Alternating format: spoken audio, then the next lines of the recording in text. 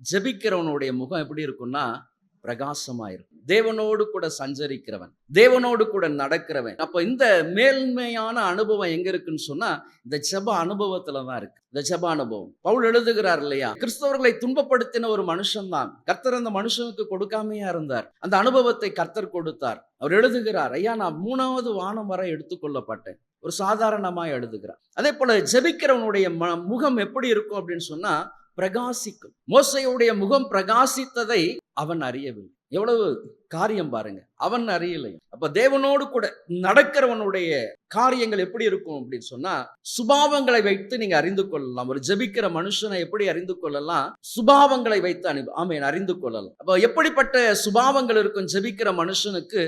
சாந்தம் உள்ளவனாயிருப்பான், அன்புள்ளவனாயிருப்பான், விட்டு கொடுக்கிறவனாயிருப்பான். எல்லா காரியங்களிலும் தன்னை எப்படி பண்ணுவான் அப்படின்னா பின்னோக்கி செல்லும்படியாய் செய்வான். முன்னாடி வந்து நிற்க மாட்டான், பின்னாடிதான் மறைந்திருக்கும்படியாக தான் பண்ணுவான். இதுதான் ஒரு ஆமென் ஜெபிக்கிற ஒரு மனுஷனுடைய சுபாவங்கள். மோசேக்கு அந்த சுபாவங்கள் இருந்தது.